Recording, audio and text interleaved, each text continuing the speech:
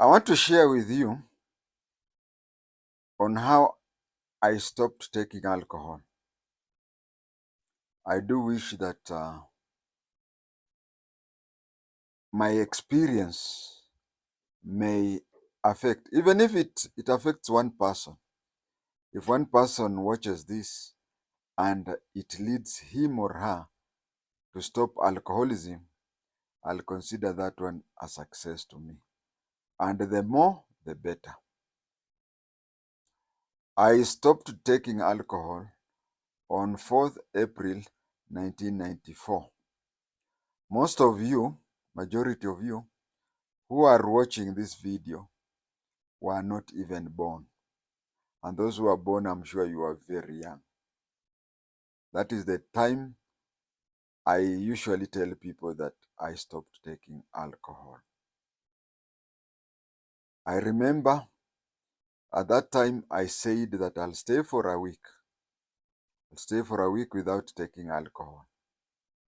Now, for somebody to say that he'll stay for a week without taking alcohol, it means he was a daily drinking officer.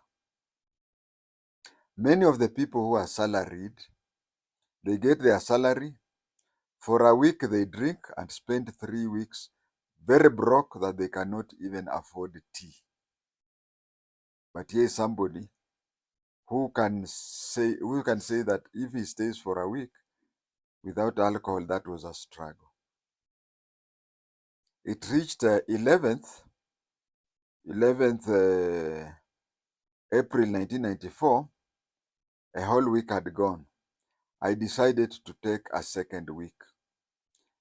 If I remember very well, I don't even think that that time I intended to stop drinking. No, I just wanted to have a life where I can stay for quite a long time without drinking, then maybe drink once or twice, then stay. I think that is the mentality I had at that time, if I'm not wrong.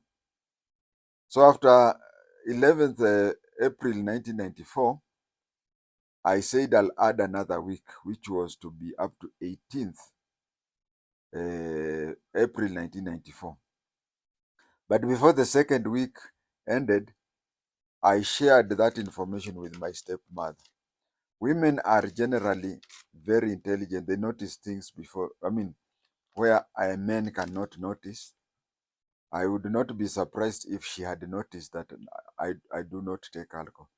For someone who takes alcohol at the level that I used to take, it did not need rocket science for somebody to know that you had not even taken alcohol for a day. It used to be that you are permanently drunk, because nowadays I hear young people saying kutoa lock, kutoa lock. We, as we used to say, kutoa vumbi. We used to believe that sand was in the neck. So when you take alcohol, it pushes that. So ni kutoa vumbi kinywani, shingoni. So you are 90% drunk, so you just fill in the 10 and postpone that for quite some time. So when my stepmother, whom I detested, when she told me on the second week, there's no and we were talking when I was drunk. I can't really remember very well, but I think maybe I was trying to also convince her to stop taking alcohol, because that time when we were talking, we were next to Luandeti DEB, heading home. So I told her, Mom, do you know that I'm about to reach 2 weeks without drinking? Then she told me, and she was drunk. She told me, what is the use of alcohol? Why can't you just stop it? Just stop it forever.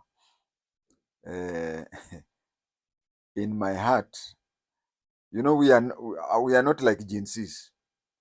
With us in my age group, when an adult talks something you didn't agree, you answered him or her in heart. You could even tell him or her, kwenda huko shenzi, in your heart. But Gen Z, they confront you and say that they are to, how ndio kuongea. So when she told me that and she was drunk, I decided that on the 14th day, that was 18th, I would stop drink. I would restart drinking. But then by the time 14th day reached, I'd already added another week. I continued that way for up to 3 months. Up to 3 months. In July 1994, there was a by-election for civic seats in the Navajolo area. Several councillors had defected to Kanu, and we were having a by-election. So we were trained as presiding officers, and then there was a day then we were supposed to train polling clerks. There was a day we were to train polling clerks, and then we sat down. We as presiding officers, we sat down and decided that all the clerks should be trained together. All the polling clerks should be trained together by one presiding officer. So when one presiding officer trains all the clerks, the other presiding officers can come and correct a few things that he or she may have done that. And it was decided that I was to be the presiding officer who was to train all the clerks at a go. The day for training them, on the eve of the training, I accompanied my father to various bars and drinking places in Webuye town. I want to say this, I think I'll talk about it later, but I want to say that one of the strongest points when you stop drinking is not to avoid where alcohol is. No. The best way is face the lion, mundu ku mundu. You go to bars, people drink, that is when you'll test your resilience.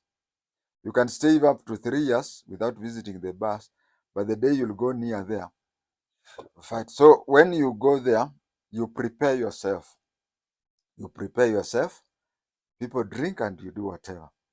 So those days, I used to accompany my father in drinking places and whatever, but I used to take soda. I used to take a half a liter soda. And approximately for every 5 beers that my father took, I would take one half a liter soda. But I kept on donating the sodas because you take this soda and then the next time you say, no, I won't take this, I'll take another brand, such and such. So on that eve of the day I was supposed to train clerks, we went around with my father. He was taking beer and I was taking soda at the ration, I'd say. So per night, my father would take maybe 10 beers and I would have taken, let's say, 3 sodas.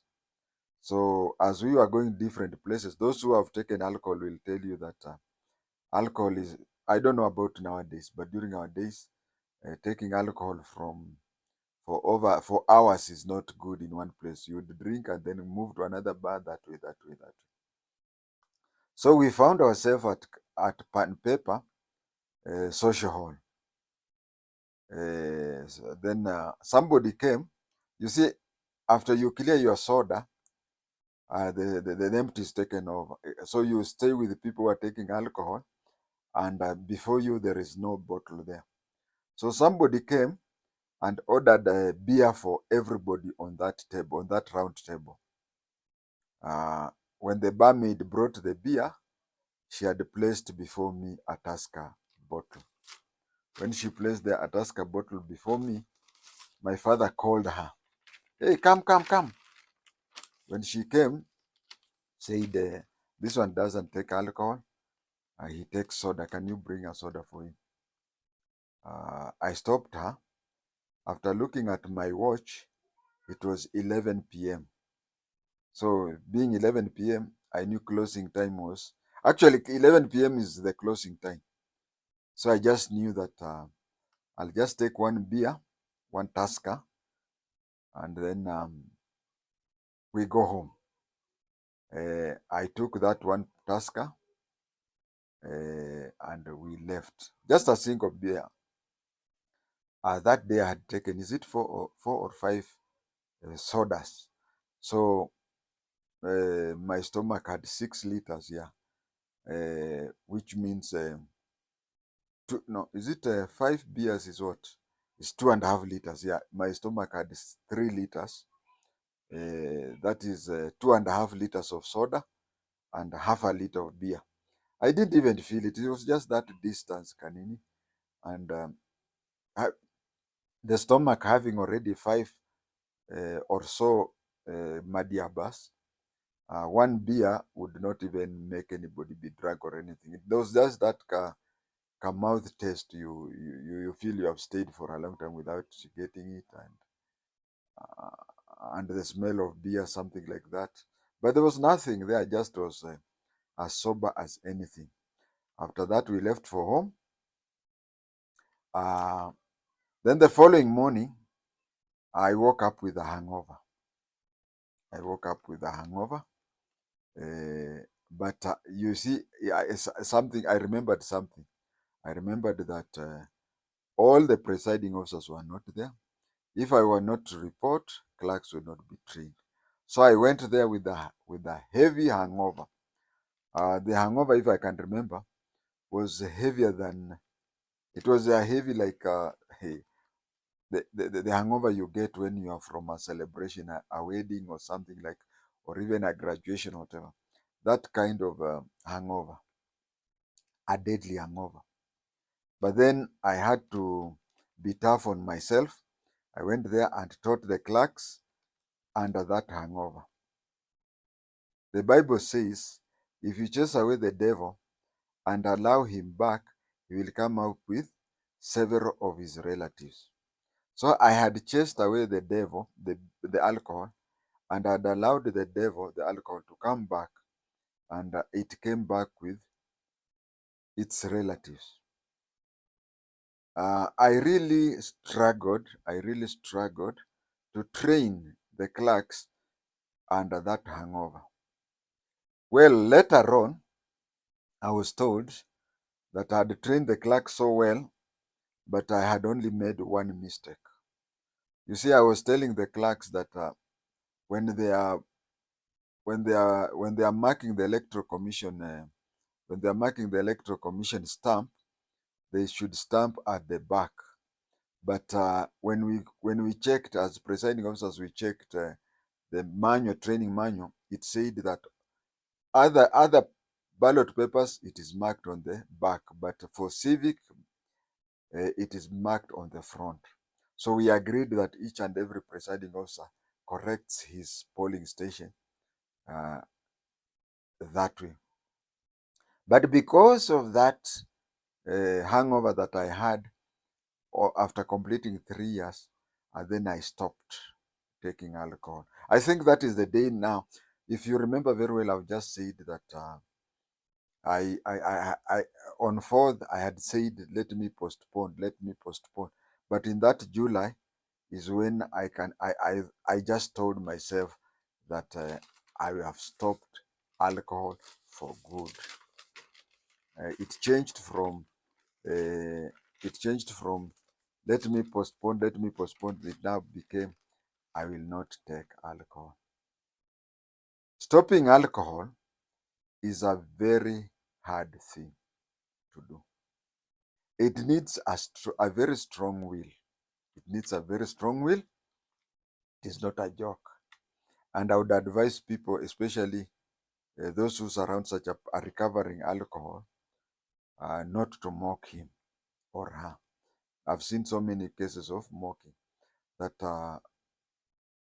a person lives a pathetic life.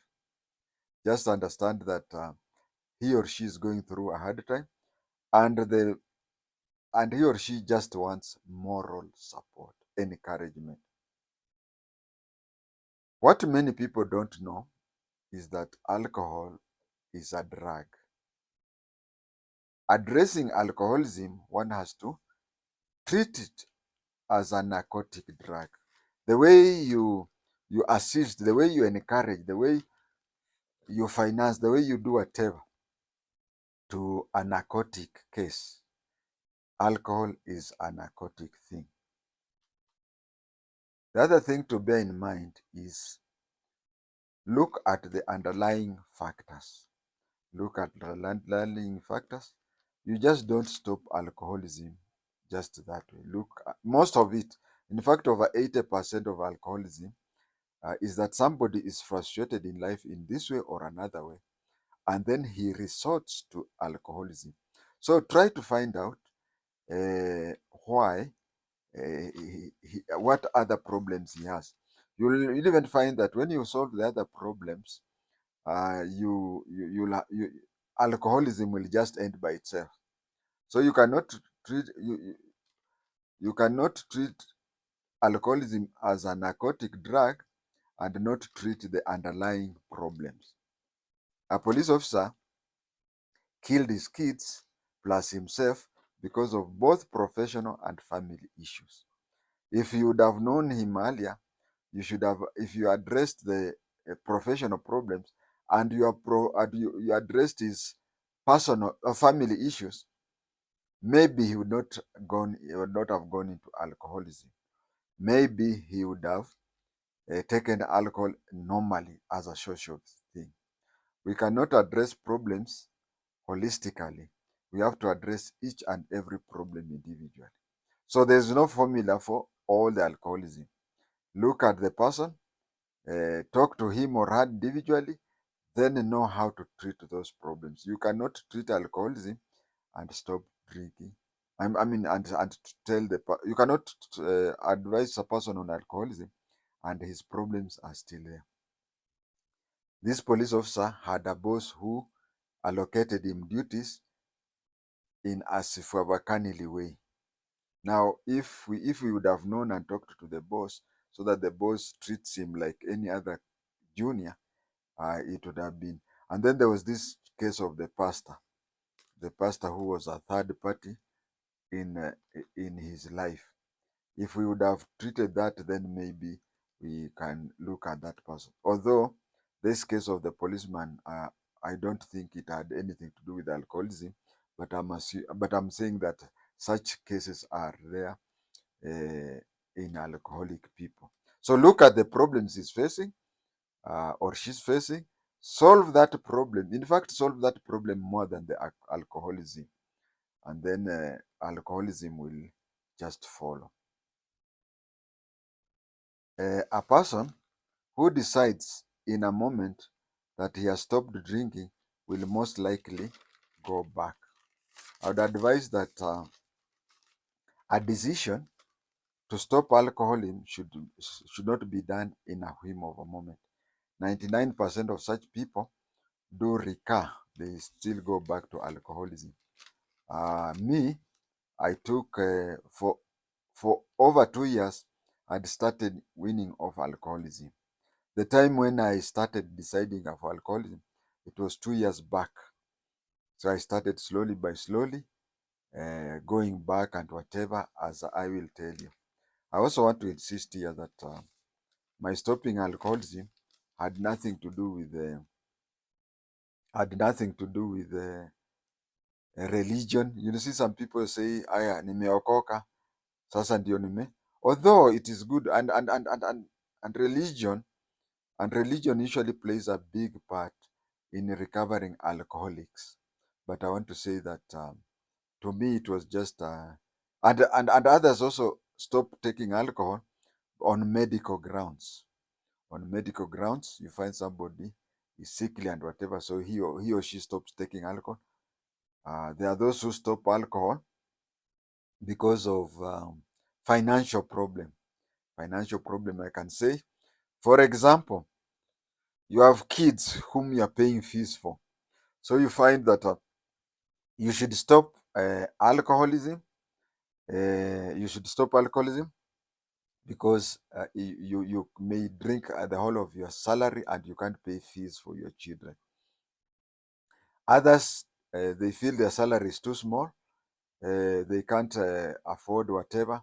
So they stop alcohol. Such people, when the kids complete school and go to live their own lives and start working, uh, the parent will now have his full salary, whatever. That one will go back to alcoholism. If somebody who gets his pay little, who gets his pay little, and then you get a small salary, and it causes you not to drink, you may get promotion, you may get a boom. Such people will still go back to drinking. Uh, those whom I knew who publicly stated that they wanted to stop alcoholism would be tricked by friends by buying one. I would advise you, when you stop drinking, there are those who go to the church and say, Bwana asifiwe, Bwana asifiwe, nimeacha pombe. I would advise people not to tell people that they are drinking, they have stopped drinking. I said that for over 2 years I'd started doing research on why people stop drinking and relapsing. And then I also started weaning myself of alcohol in those 2 years. I found that if you went to a person who buys alcohol and tell him, I don't take alcohol, or you tell him, I've stopped taking alcohol, kuna kashetani fulani which will tell him to tell you, let us go just to the bar, you take one. These people just take you and they'll only buy you one beer, or they'll treat you to a drinking spray on one day, and then you'll have reverted back to drinking. So I would advise anybody who is stopping to drink, don't tell people, don't even tell your drinking pals that you have stopped drinking. As I said, I would encourage you to be visiting places where people buy alcohol, but take alcohol. That is the best way to test you are resilient. But when you are there and they buy you alcohol, I have studied and I understand, and it is my opinion that when you tell that person that today I'm not taking alcohol, I'm on medication. I'm on medication. Those people are really, I don't know about the G drinkers, but during my time, you tell somebody you are on medication and you are told to not take alcohol for the period of medication, they'll really respect that. Even when the devil attempts you, you reach somewhere and say, wacha tu nionje kamoja, you'll find that person violently ejecting the beer from you, saying, finish off your drugs first. So it is also good. I would encourage you to visit places where people uh, people take alcohol. The other thing before I decided to stop drinking was to consult those who had come out of publicly and find out their outcome, especially those who reverted.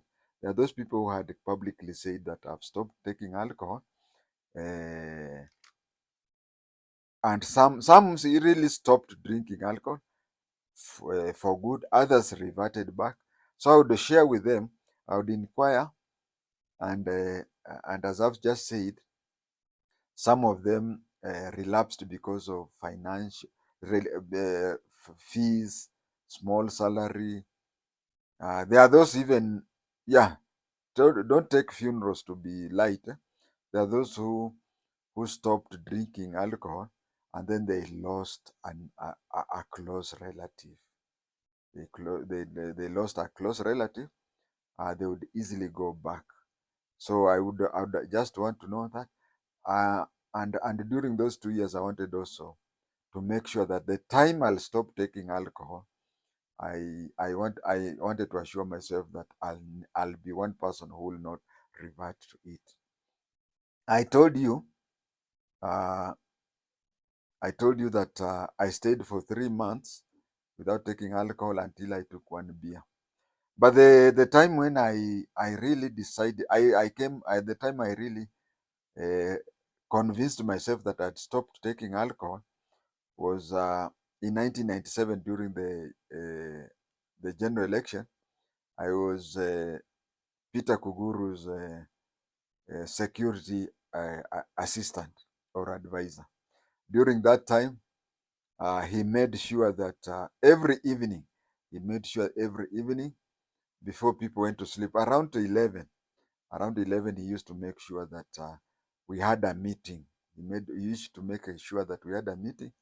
Head of transport would say whatever is facing in the transport. Head of finance would talk. Um, Head of security I would talk. There were various, and then the wards. There, each ward, Magutu ward, Kirimukuyu ward, uh, there were 6 wards, if I can remember. Rogoro ward, each and every ward representative, okay, we could call them that, or ward representative would come, and we decide that every time we would meet, every day, unless he was not in Karatina, we would meet between 11 p.m. and midnight, and we would talk. But most of the work used to end at around 5. So we had 6 hours in his bar, in his tourist lodge, Karatina tourist lodge, and he used to say, take anything you want, and he would. So that time is when I came to realize that I'd stopped alcohol completely, because at that time I would easily we were having, you would just drink as much, you drink and eat everything you want, so long as you just sign at the receipt and it will be taken to Peter Kuguru. I used to take sodas and whatever, but then I came to realize, I hope my uncle Peter Kuguru is not watching this. Then I started deciding that I would order beers, because for 6 hours, a normal person can take up to 10 beers. So I would take 10 beers and place it on my table. When I would place it on my table, order a full kuku. I would do a whole chicken, and then of course, being a lawyer, when I'm taken home, I would leave that chicken there. The following day, supper would be including the chicken. Then when it came to beer, I would place 10 beers, 10 Tuskers on my table, and just keep quiet. When somebody would order for a beer, I would call the barmaid, tell her how many beers has he ordered. The fellow says, the lady says he has ordered for 4. Take this for them. So when that person pays for the 4 beer, I am given the money. That way, until I was paid. Until when I'm going home at midnight, I would be going with money equivalent to 10 beers. Okay, minus sodas, because when they returned, maybe I would have taken a soda or 2. That is the time when I realized that really I've stopped alcohol. But to be fair to you, to be fair to the truth, is that also the monetary implication also had an effect. Of course, Peter Kuguru used to pay us for our work. The accountant who did the maths, the the security person who coordinated the youths about crowd control during campaign, all those people who did those things, we were paid on daily basis. Even if you are not paid today, but whichever day you will be paid, it will be counted each and every day, including the day you are not on duty, once a week. So we have to be very sincere. I have to be very sincere to say also the issue of the possibility of having uh, money instead of alcohol was also a motivation. Now, let me ask you, I don't know the price of a Tusker today, but just imagine every evening. Those days we did not have M-Pesa, we did not have whatever. And the work was so busy. They used to pick me at 6 and bring me back at midnight. So I was at home for 6 hours. There was no time I could even take money to my bank, so I used to leave it with my wife. Just imagine the money for 10 beers, at today's rate, and you have not counted what Peter Kuguru would pay me for what Peter Kuguru would pay me my normal salary. So we are there. We have to be very frank there and say that even though that was 3 years after I'd stopped taking alcohol, but then scooping the money also played a part in it. It also was a motivation. But as I said, being in a place where there is free alcohol and whatever, and you joke around with them, start singing, Gumo daigwire de river road, singing such songs with the drunk.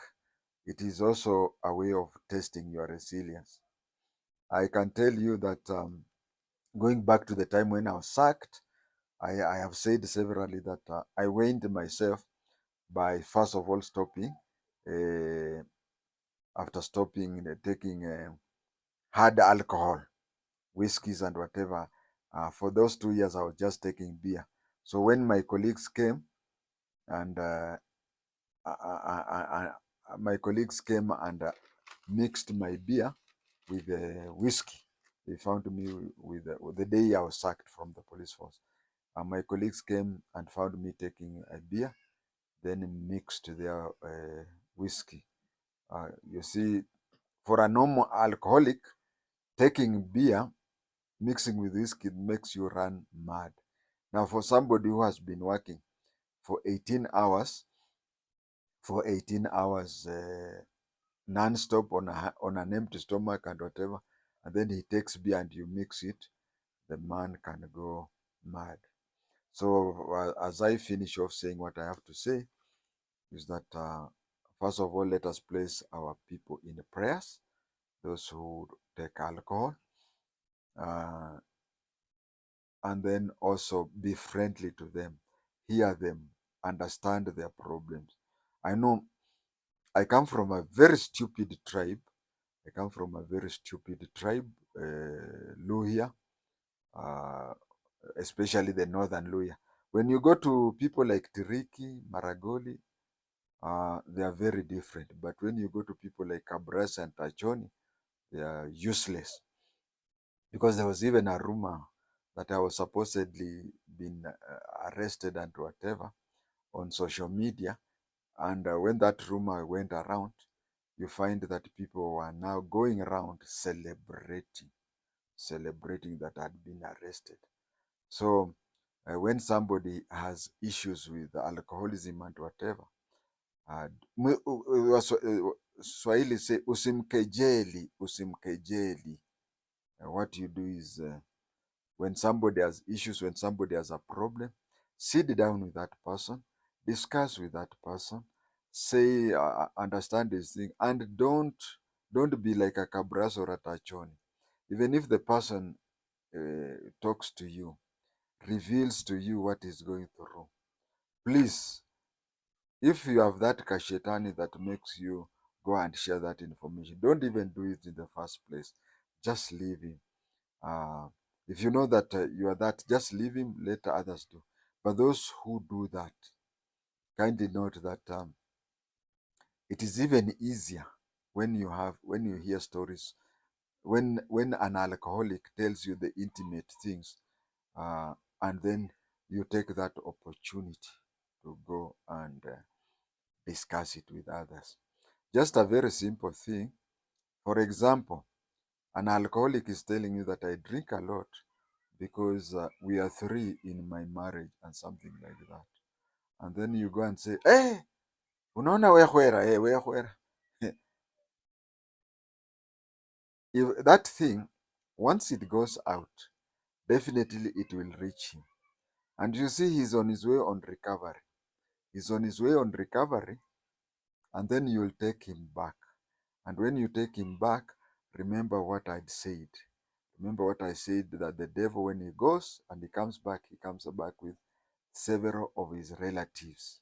He comes back with several of his relatives. And the relatives that he comes back with are people who are more worse than the devil himself.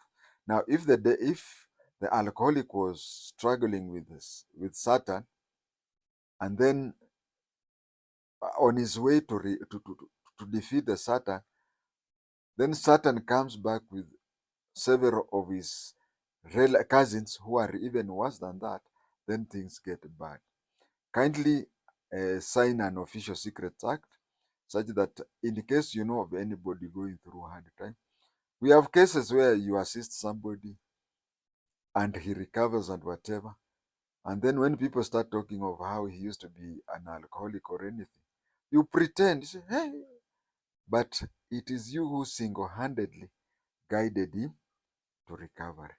I can say that most of the alcoholics things are not medical, but almost all are social.